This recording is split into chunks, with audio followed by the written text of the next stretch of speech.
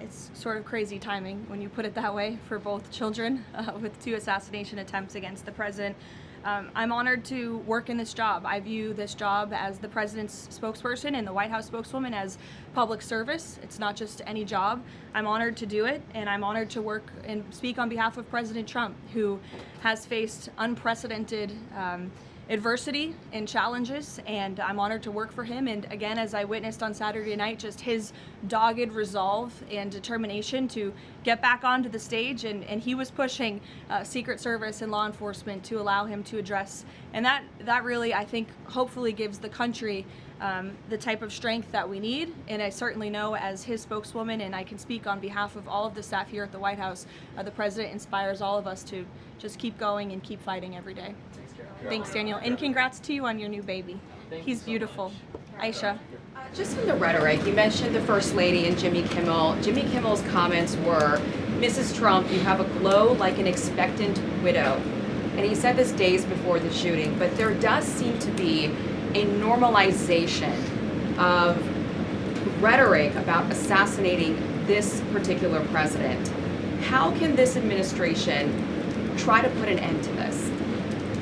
Well, I think you heard it directly from the president on Saturday night, Aisha, that in his words, we need to recommit ourselves as a country to toning down the rhetoric and to unifying around what makes our country great.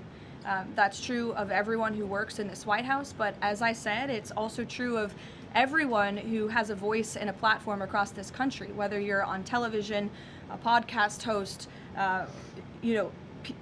people listen, and when you have mentally disturbed individuals across the country who are listening to this crazed rhetoric about the president day after day after day, it inspires them to do crazy things. And unfortunately, it's not just the media, it is the entire Democrat Party has made their pitch to voters across the country that Donald Trump poses an existential threat to democracy, that he is a fascist, and that they compare him to Hitler. I mean, these are despicable statements that the American people have been consuming for years. And so many mentally perturbed individuals are led to believe these words are truth and then are inspired to act on it.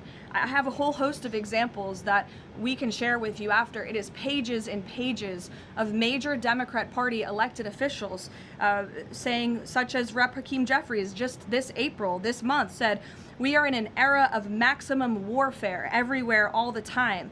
Governor Josh Shapiro said heads need to roll within the administration.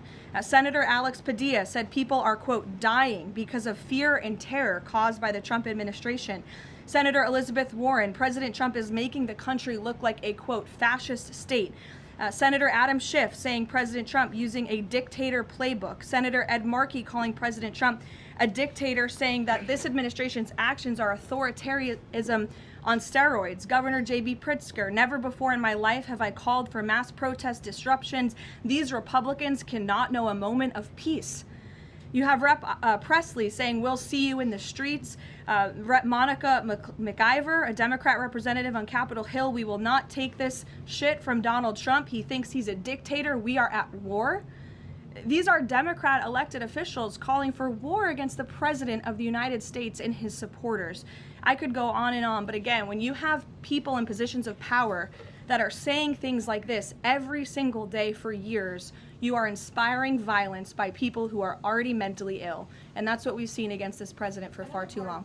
This is disinformation and misinformation online. There will be bite-sized clips that will go viral to the point where there are Americans in this country that believe that what happened Saturday night was staged. How does this White House tackle that with social media companies out there, whether it's X, Facebook, Instagram? How do they work with these companies to make sure that doesn't get out of control? It's certainly a good question, Aisha. I don't have tangible answers for you on what we're doing with social media companies, if anything at all.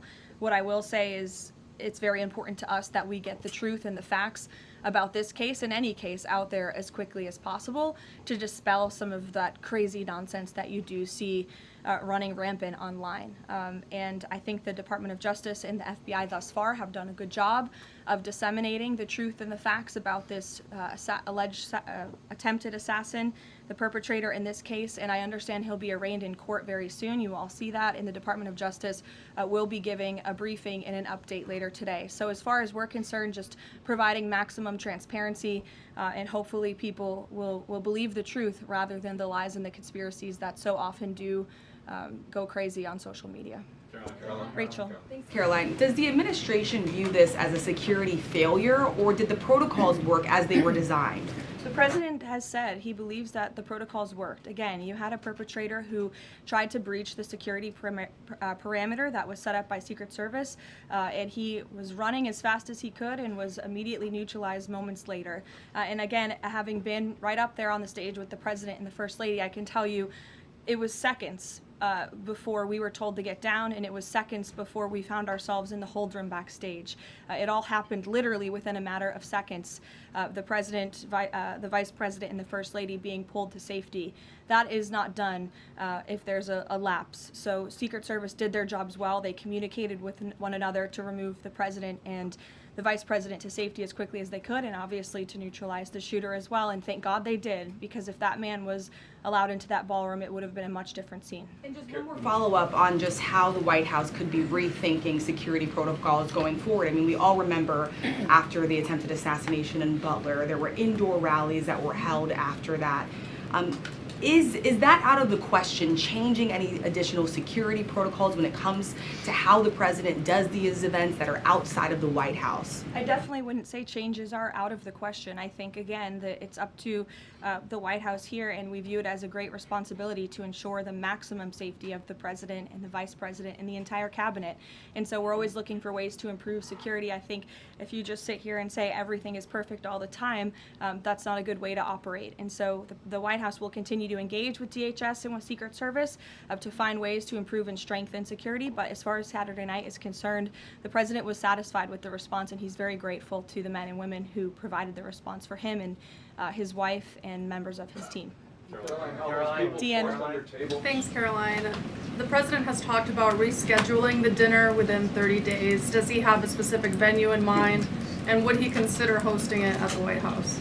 Well, unfortunately, we don't have a room big enough here at the White House, which is another point to be made, and the president is absolutely right. It's why the White House Ballroom project is not just a fun project for President Trump, like you will read in the media. It is actually critical for our national security that a larger, secure building on this complex, which is the most secure complex in the world, is built to accommodate not only large amounts of guests, but also the president, the vice president, members of the cabinet. The line of succession in this country should be able to gather freely in safety without the fear of threats or political violence. And the White House Ballroom will provide that. And so it's critical that we get this project done as quickly as possible. Iran as well. Thank you, Caroline. Thank you, Caroline. Two questions, if that's all right. First, on the security situation on Saturday, kind of a follow-up here. Previous administrations have sent both the president and the vice president to the dinner. But after the foiled attack on Saturday, if the dinner is rescheduled, would President Trump and Vice President J.D. Vance both plan on attending? And is it wise to have both of them in the same spot, given the presidential line of succession that you mentioned a second ago? It's definitely a good question, and I know that it's one that will be raised. I can assure you the president intends to attend the event, as he has told all of you publicly. I don't want to rule in or out the vice president's attendance, but certainly that's a conversation that will take place. Iran has proposed a mutual reopening of the strait, leaving the nuclear discussion for later in the process. Given that the nuclear program has been a red line for this administration, would the president agree to that kind of phased negotiation?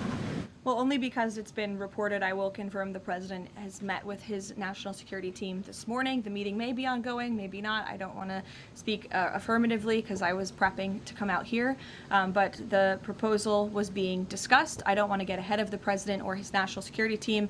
What I will reiterate is that the president's red lines with respect to Iran have been made very, very clear, not just to the American public, but also to them as well.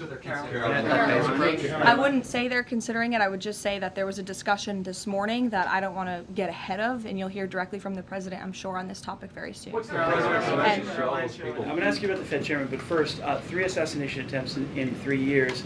Is this going to change the type of events that the president goes to? Well, again, that's going to be part of the conversations moving forward. But as you heard from President Trump, he does not want these deranged